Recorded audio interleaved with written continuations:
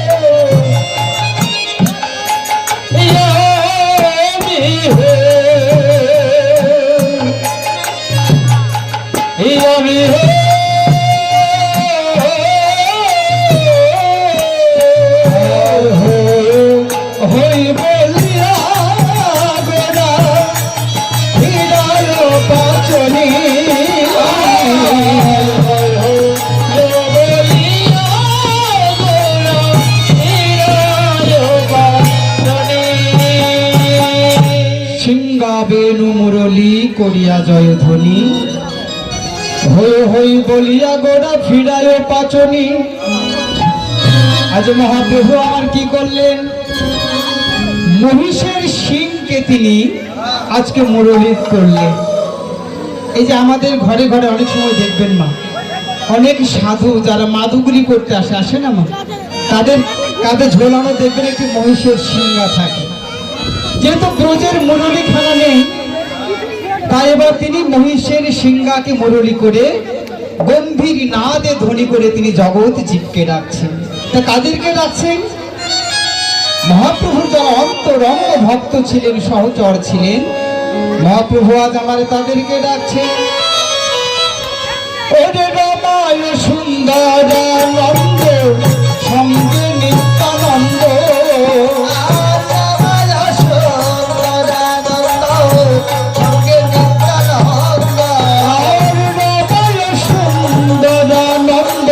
সঙ্গে নিত্যানন্দ,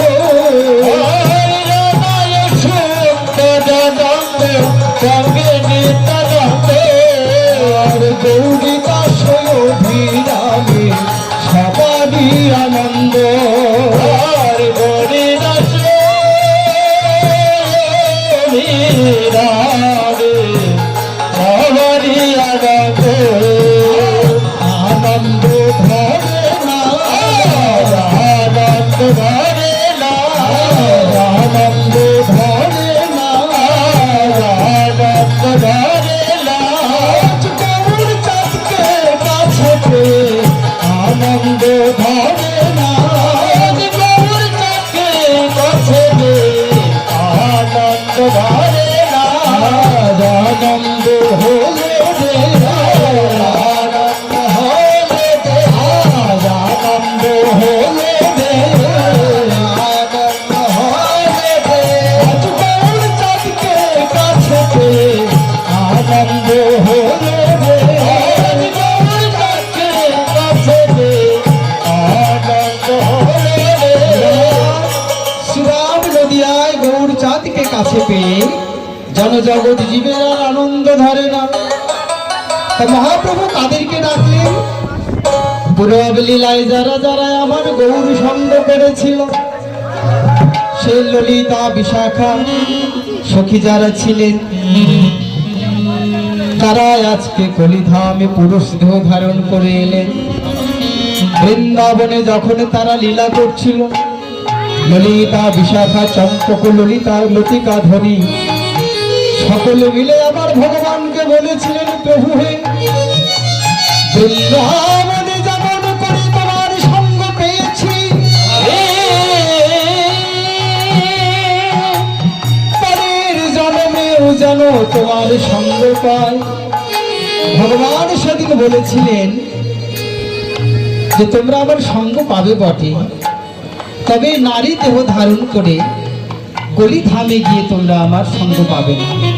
তাহলে ওহে ললিতা বিশাখা, তোমাদেরই নারী দেহ ত্যাগ করে পুরুষ দেহ ধারণ করে কলিধামে তোমাদের যেতে হবে।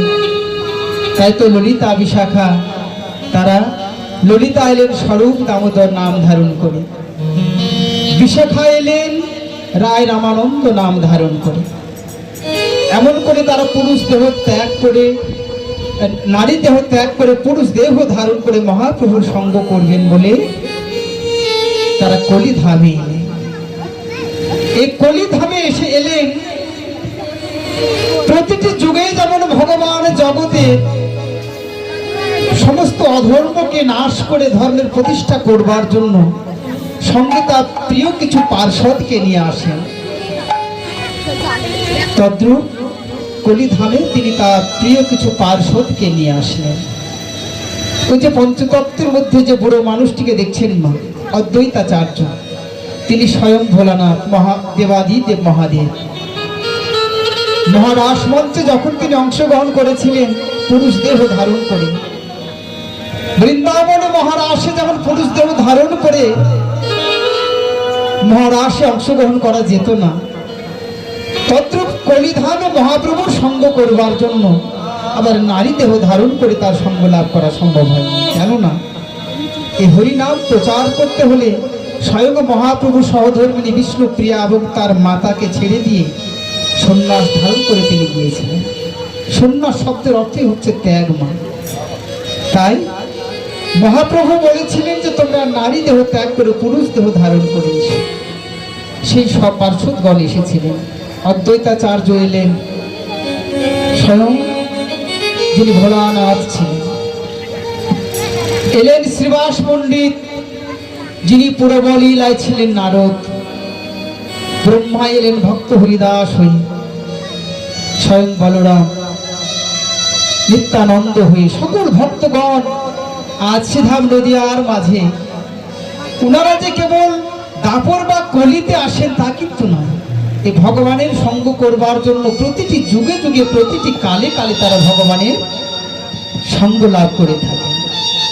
তাই মহাপ্রভু আজ রমায় সুন্দরানন্দ সঙ্গে নিত্যানন্দ, গৌরীদাস অভিরাম সবারই আনন্দ, সঙ্গে নিত্যানন্দকে নিয়ে আসলেন। তো বলছে তত্ত্বজ্ঞ তত্ত্ব বলছেন, তাহলে জগতে নিত্যানন্দ কারা? নিত্যানন্দ শব্দের অর্থ হচ্ছে মা নিত্য যুক্ত আনন্দ। জগতে দুইটি বস্তু মা, একটি হচ্ছে নিত্য আর একটি হচ্ছে অনিত্য বস্তু। নিত্য বস্তু হচ্ছে সেটি, বা নিত্য বস্তু হচ্ছে সেই বস্তু যে বস্তু কোনোদিন কোনো কালে ধ্বংস হয় না, যা চির অজর অমর, যা ছিল আছে এবং ভবিষ্যতেও থাকবে অবিনশ্বর।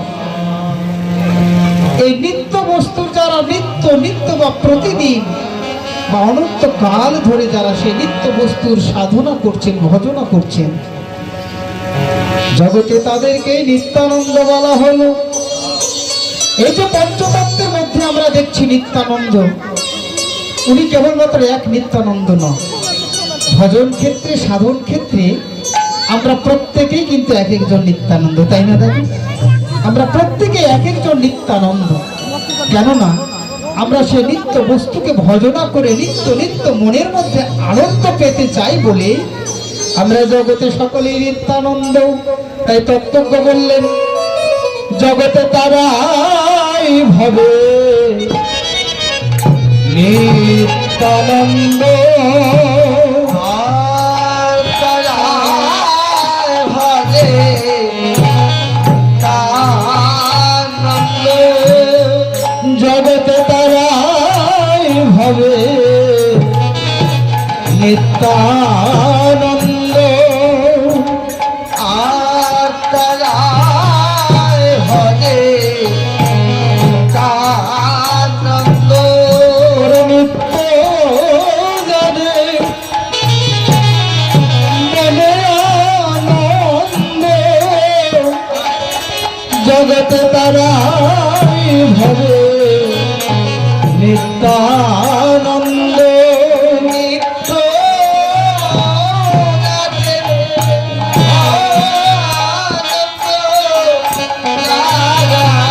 ভজে নিত্যানন্দ, ওরে নিত্য জানে মনে আনন্দ, জগতে তারাই ভাবে নিত্যানন্দ, নিত্য জানে মনে আনন্দ, তারা ভাবে নিত্য জানে মনে আনন্দ। ওরে তারাই ভজে নিত্যানন্দ। এই নিত্যানন্দ ভারতের পশ্চিমবঙ্গে তিনি জন্মগ্রহণ করলেন না। নিত্যানন্দের ভাবখানা দেখুন,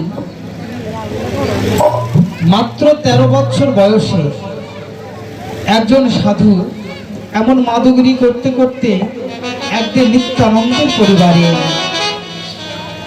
তখন নিত্যানন্দের বয়স ছিল মাত্র 13 বছর। এই 13 বছর বয়সে সেই সাধুকে দেখে নিত্যানন্দের ভালো লেগে গেল। ছোটবেলা থেকে শাস্ত্র অধ্যয়ন করতো, হরিনাম করতো। তো সাধুকে দেখে তার মনোবাসনা হলো যে সাধুর সঙ্গে সেও বিভিন্ন ধাম পরিক্রমা করবে। তো বাবা মা তো যেতে দিতে রাজি হলো না। অনেক বুঝিয়ে সুঝিয়ে বলে কয়ে শেষে বাবা মায়ের কাছ থেকে বিদায় নিয়ে মাত্র 13 বছর বয়সে নিত্যানন্দ পরিবার ছেড়ে বাবা মাকে ছেড়ে ছেড়ে সেই সাধু সঙ্গ ধরে বেরিয়ে পড়লেন। বৃন্দাবন, কাশী, মথুরা বিভিন্ন তীর্থস্থানগুলো ভ্রমণ করতে করতে মা সে সাধুর সঙ্গে থাকতে থাকতে একদিন সে সাধুকেও তিনি হারিয়ে ফেললেন। এই 13-14 বছরের বালক কোথায় যাবে? তার মনে হলো এতদিন তো আমি সংসারে আবদ্ধ ছিলাম, সংসারে বাবা মায়ের সঙ্গে একটি বন্ধনে আবদ্ধ ছিলাম, সেই বন্ধন ছিন্ন করে একটি সাধুর সঙ্গে আবার বন্ধনে আবদ্ধ হয়েছিলাম, সেখানে একটি বন্ধন ছিল আমার। আজকে সে বন্ধন থেকে আমি চিরদিনের জন্য মুক্ত হয়ে গেলাম। সে সাধুকে যখন হারিয়ে ফেললো তখন সে মনের আনন্দে এবার বিভিন্ন তীর্থধাম আবার ঘুরতে থাকলেন। বিভিন্ন ধাম ঘুরতে ঘুরতে ঘুরতে তিনি মহাপ্রভুর সে অপ্রাকৃত ধাম সিধার নদিয়ার মাঝে তিনি আসেন। এসে ভক্তগণকে সঙ্গে নিয়ে ঘুরতে ঘুরতে ভক্ত হরিদাসকে নিয়ে সঙ্গে সঙ্গে মহাপ্রভুর নির্দেশে তিনি নদিয়ার পথে পথে দুটি বাহু তুলে হরিনাম করতে লাগলেন। জগাই মাধাইয়ের মতো পাপীদেরকে তিনি হরিনাম দিয়ে উদ্ধার করলেন। যখন মহাপ্রভু জগতে হরিনাম প্রচার করছিলেন মা, জগাই মাধাইকে যখন তিনি হরিনাম বিলাচ্ছিলেন বা দিচ্ছিলেন, মাধাই কি করলো? নিত্যানন্দে কপালে কলসি কানা দিয়ে আঘাত করে রক্তাক্ত করলো, ক্ষত বিক্ষত করলো। মহাপ্রভু গেলেন ছুটে এই সংবাদ পেয়ে। মহাপ্রভু যখন ছুটে গেলেন, জগাই মাধাইকে ধ্বংস করবার জন্য তিনি সুদর্শন চক্রকে আহ্বান করলেন। কোথায় সুদর্শন? এসো। মহাপ্রভু বললেন, মহাপ্রভুকে দেখে নিত্যানন্দ বললেন, প্রভু তুমি না প্রতিজ্ঞা করে এসেছো? কি প্রতিজ্ঞা করে এসেছো কলিধামে? এবে অস্ত্র না ধরিব, প্রাণে কারে না মারিব,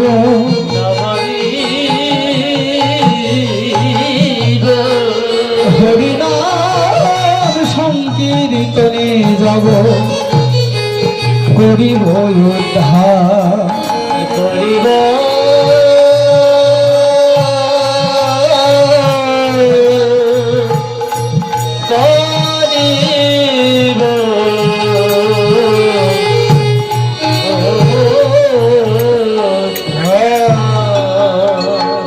নিত্যানন্দ মহাপ্রভুকে বললেন, তুমি কলিধামে প্রতিজ্ঞা করে এসেছো, তুমি এবার কোনো অস্ত্র হাতে নেবে না। তুমি যখন দাপড়ে এসেছিলে তখন তুমি অর্জুনকে শুনিয়েছো তোমার বাণী, যদা যদা হি ধর্মস্য গ্লানির্ভবতি ভারত, অভ্যুত্থানম ধর্মস্য তদাত্মানং সৃজাম্যহম, পরিত্রাণায় সাধুনা বিনাশায় চ দুষ্কৃতাম, ধর্ম সংস্থাপনার্থায় সম্ভবামি যুগে যুগে।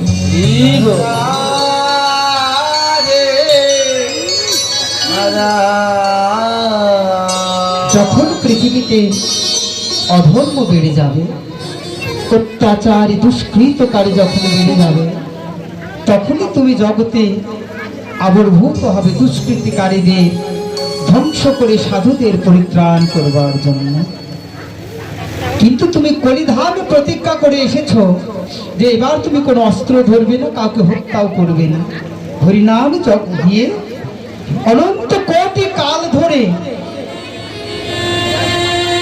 পাপের সাগরে ডুবতে ডুবতে যারা কীট পতঙ্গ পশু পাখি কুলে জন্ম নিতে নিতে অনন্ত কাল যাদের চলে যাচ্ছে, তুমি তো এতদিন এসেছিলে যারা সাধু তাদেরকে রক্ষা করবার জন্য, উদ্ধার করবার জন্য, কিন্তু তুমি কলিতে এসেছো যারা পাপী তাপী তাদেরকে উদ্ধার করবার জন্য। প্রভু হে, জগাই মাধাইয়ের মতো পাপী জগতে আর কে হয় বলো? তোমার হরিনামের মাহাত্ম্য যদি তুমি জগতে প্রচার করতে চাও, তাহলে তো জগাই মাধাইয়ের মতো পাপীকে হরিনাম দিয়ে উদ্ধার করলে তোমার নামের মাহাত্ম্য জগতে প্রকাশ পায়। হ্যাঁ, দ্বিতীয়ত জগাই মাথায় তারা যদি আঘাত করে থাকে, তারা আমাকে আঘাত করেছে, তারা তো তোমাকে আঘাত করেনি। তাহলে তারা যেহেতু আমাকে আঘাত করেছে, তাহলে তুমি তাদেরকে শাস্তি দেওয়ার কি? আমি যদি জগাই মাথায়কে ক্ষমা করে দিই, তাহলে তো তুমি শাস্তি দিতে পারো না। মহাপ্রভু সেদিন নিত্যানন্দকে বলেছিল, নিত্যানন্দ, আজ আমি বুঝতে পারছি না, তাই তুই যদি জগতে না আসতিস, তাহলে এই জগতে আমার দ্বারা হরিনাম প্রচার করা সম্ভব। এই নিত্যানন্দ জগতে এলেন মা, সমস্ত কিছু ত্যাগ করে দেখো, যারা ভগবানকে ভালোবেসেছে জগতে, যারা হরিনামকে ভালোবেসেছে, যারা নামের মাহাত্ম্য বুঝেছে, তারা অঢিল ধন ঐশ্বর্য সম্পত্তির মধ্যে থেকেও সমস্ত কিছুকে বিসর্জন দিয়ে তারা হরিনাম পাগল হয়ে মহাপ্রভুকে দর্শন করবার জন্য তারা ছুটে গেছে। আজ দেখুন, আজ হতে 500 বছর পূর্বে মহাপ্রভু এলেন, তো যারা মহাপ্রভুকে সেই সময় কাছে পেয়েছেন, দেখেছেন, তারা তো মহাপ্রভুকে দেখে বা তার নাম শুনে মহাপ্রভুর কাছে ছুটে গেছে। আজকে দেখুন মহাপ্রভুর নামের মাহাত্ম্যটি কি। 500 বছর পূর্বে আজ মহাপ্রভু বর্তমান নেই, কিন্তু কেবলমাত্র মহাপ্রভুর নাম শুনে আপনাদের মতো, আমাদের মতো, যারা আপনাদের মতো পরম বৈষ্ণব আছে, কেবলমাত্র মহাপ্রভুর নাম শুনেই সকলে আমরা ছুটে এসেছি। হরে হরি বল। মহাপ্রভু জগৎ জীবকে ডাকলে তোমরা আর কতকাল অন্ধকারের মধ্যে ছুটবে, দেখো তোমাদের অন্ধকার থেকে আলোর পথ দেখাবো বলে আমি এসেছি। কিন্তু আলোর পথে যেতে হলে আমি যেভাবে আচরণ করছি সেভাবে তোমরা আচরণ করো। তাই মহাপ্রভু বললেন, নিজে আসরি ধর্ম, মহাপ্রভুকে নিয়ে বলা হলো, নিজে আসরি ধর্ম জীবেরে শেখায়, নিজে না আসরিলে ধর্ম জীবেরে শেখানো না যায়। তাই এবার মহাপ্রভু আমার কি করলেন, জগৎ জীবকে শেখাবেন বলে বাহু তুলি গোড়া চাঁদ পদে হরির ধ্বনি, সবাই বাহু তুলি গোড়া চাঁদ পদে হরির ধ্বনি, বাহু তুলি গোড়া চাঁদ পদে হরির ধ্বনি,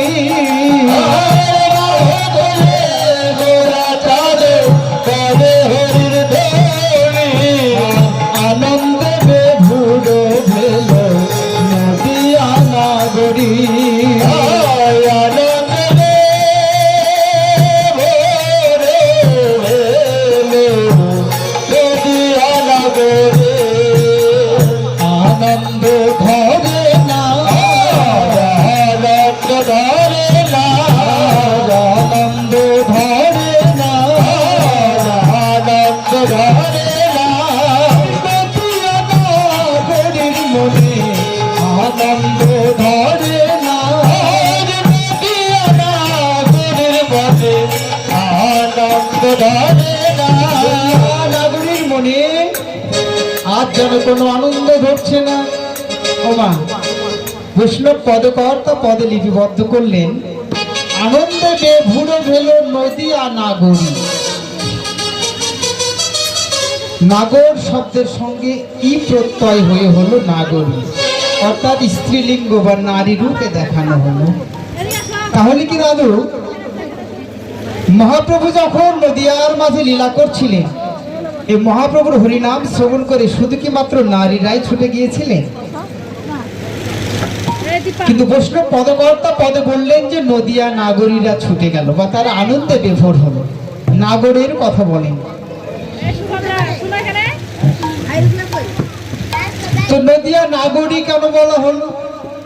জগতে দুইটি বস্তু, একটি হচ্ছে পুরুষ আর একটি হচ্ছে প্রকৃতি।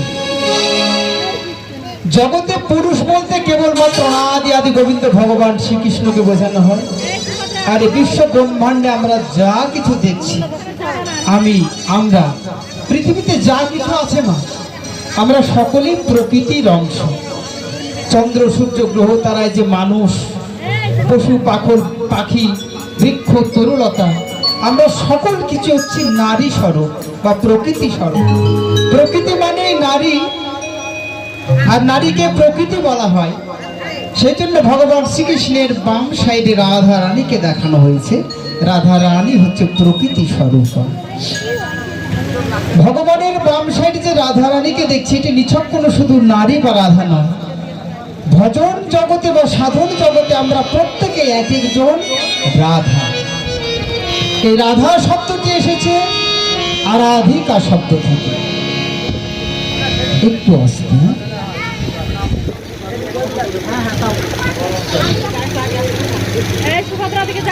তাহলে রাধা হচ্ছে নারী স্বরূপ। আমরা প্রত্যেকে এক একজন রাধা। আর ভজন জগতে তো প্রকৃতি যেহেতু পুরুষের সঙ্গে লয় হয়, অর্থাৎ ভক্ত যেহেতু ভগবানের সঙ্গে লয় হয়ে যায় বা ভগবানের চরণ পায়, সেজন্য নদিয়ার মাঝে মহাপ্রভু আজকে সকলকে পুরুষ দেহ ত্যাগ করে ভক্তির জগতে নারী স্বরূপ অর্থাৎ গোপিনী রূপ ধারণ করে আজকে ভগবান জগৎ জীবকে ডাকছে। তাই বলছে আনন্দে বেবুড়ো হইল নদিয়া নাগরী,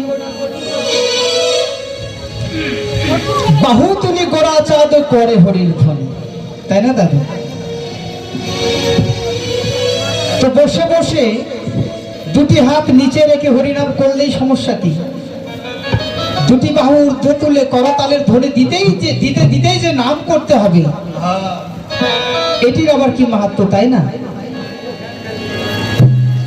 মহাপ্রভু বললেন 10-5 মিলে সবে দুয়ারে বসিয়া কৃষ্ণ নাম করে সবে হাতে তালি দিয়া। যেহেতু সময় পেলাম না, ছোট্ট একটি তত্ত্ব এখানে দিয়ে যায়। অনেক কথা বলার ছিল, বলবো মনে করে এসেছিলাম, কিন্তু 2 ঘন্টা সময় চলে গেছে একেবারে। মহাপ্রভু বললেন, বৈষ্ণব পদকর্তা বললেন, বাহু তুলি গোড়া চাঁদ করে হরির ধ্বনি, আনন্দে বেভুড়ো ভেল নদিয়া নাগরী। তো বাহু তুলে কেন হরি নাম করতে হয়? সিনেমায় বা নাটকে দেখবেন দাদা, পুলিশ যখন পেছন থেকে কোনো চোরকে তাড়া করে, তাই না? দেখি না আমরা, পেছন থেকে পুলিশ হাতে রাইফেলটি নিয়ে বারবার কি বলে? হ্যান্ডস আপ, তাই বলে না? ইংরেজিতে বারবার বলে হ্যান্ডস আপ। হ্যান্ডস আপ মানে হ্যান্ডস মানে হাত, আপ মানে উপরে তোলে। চোর বা ডাকাত চুরি বা ডাকাতি করে ছুটে চলছে, পেছন থেকে পুলিশ বলছে যে তুমি তোমার হাত দুটো উপরে তোলো, যদি না তোলো তাহলে আমি তোমাকে গুলি করতে বাধ্য হব। যদি তুমি তোমার দুটি হাত উপরে তোলো তাহলে আমি বুঝবো যে তুমি আমার কাছে আত্মসমর্পণ করছো। আর যদি তুমি দুটি বাহু উপরে মানে হাত উপরে না তোলো তাহলে আমি তোমাকে গুলি করতে বাধ্য হব। এটি হচ্ছে জাগতিক জগতে চোর পুলিশের খেলা। আর ভক্তি জগতে ভক্ত আর ভগবানের খেলাটা কি? ভজন ক্ষেত্রে বসলে যতক্ষণ পর্যন্ত আমরা দুটি বাহু ঊর্ধ্বে না তুলি ততক্ষণ পর্যন্ত ভগবানের কাছে আত্মসমর্পণ করা হয় না। এই যে ভজনে বসেছি না, এটি কিন্তু আমরা সাধনে বসেছি। দেখুন পঞ্চতত্ত্বের দিকে তাকিয়ে দেখুন, মহাপ্রভু অনন্ত কাল ধরে দুটি বাহু ঊর্ধ্বে তুলে আছে, তাই না? আমরা 1 মিনিট 10 সেকেন্ড তুলতে আমাদের হাত ব্যথা পায়। আর মহাপ্রভুকে দেখুন পঞ্চতত্ত্বের মধ্যে অনন্ত কাল ধরে দুটি বাহু ঊর্ধ্বে তুলে আছে জগৎকে শেখানোর জন্য। পঞ্চতত্ত্ব থেকে আমরা শিক্ষা নিই। যতক্ষণ পর্যন্ত দুটি বাহু ঊর্ধ্বে তুলে ভগবানের কাছে আত্মসমর্পণ না করা হয় ততক্ষণ পর্যন্ত ভগবান আমাদের গ্রহণ করেন না। আমাদের আরতি ততদিন পর্যন্ত ততক্ষণ পর্যন্ত ভগবান শোনেন না। বলছেন প্রমাণ, শাস্ত্রে অনেক প্রমাণ আছে।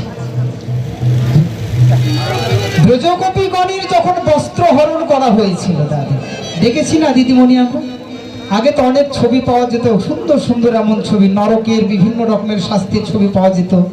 আমরা যখন দুর্গা পূজা, মনসা পূজা বা বিভিন্ন মেলায় যেতাম সে পোস্টারগুলো কিনতাম। আর এখন মেলায় গেলে আমরা শাকিব খান, অপু বিশ্বাস এদের পোস্টারগুলো কিনি। এগুলো আগেও বেশি কেনা হতো অবশ্য, যাই হোক। সেখানে দেখবেন যে ব্রজগোপীগণ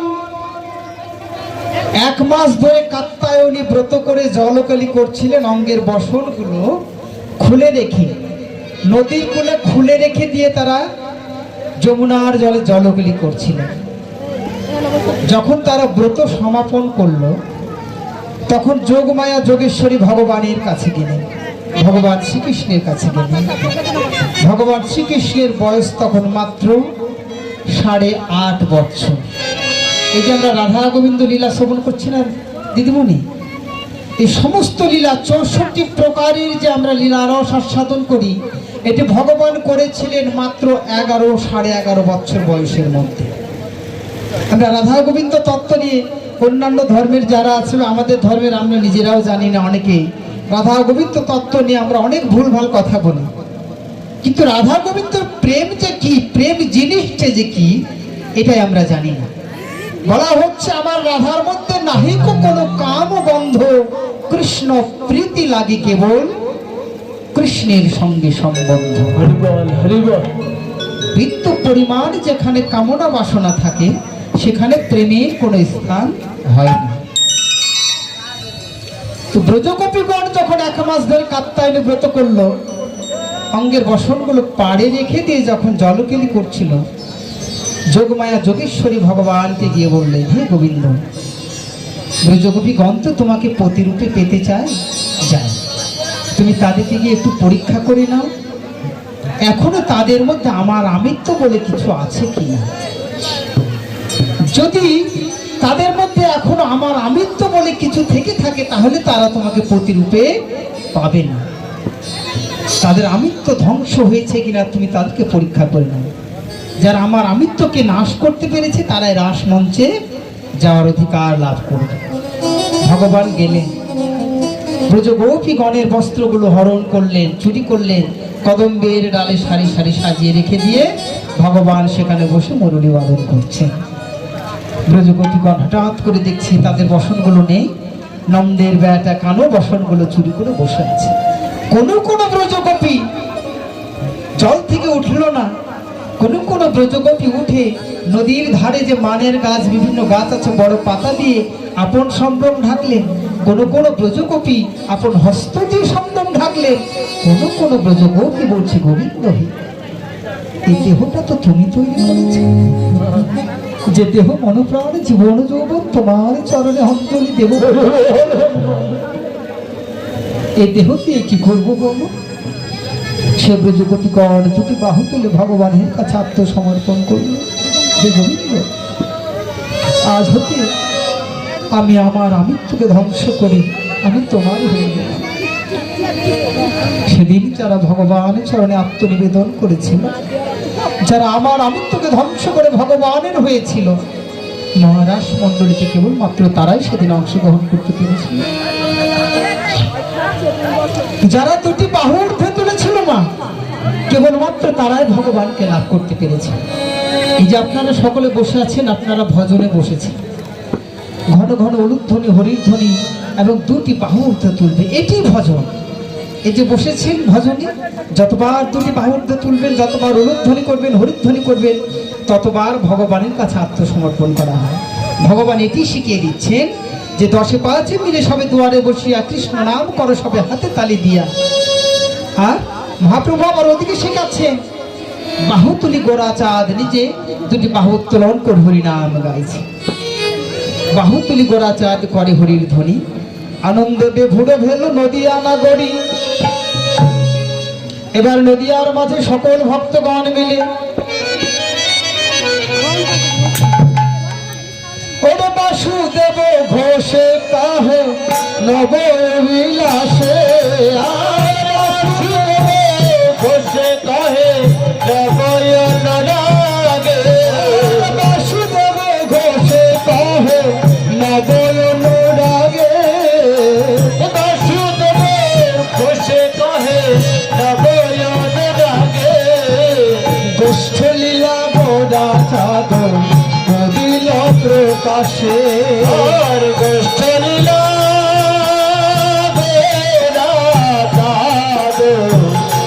দিল প্রকাশে, গোষ্ঠ লীলা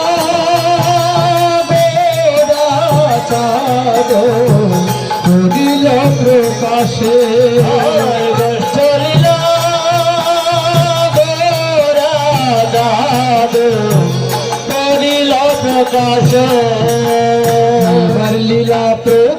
হলো, এবার লীলা প্রকাশ হলো, এইবার লীলা প্রকাশ হলো। এবার লীলা প্রকাশ হলো। এবার গোলকের গোপন লীলা নদিয়া এবার প্রকাশ হলো।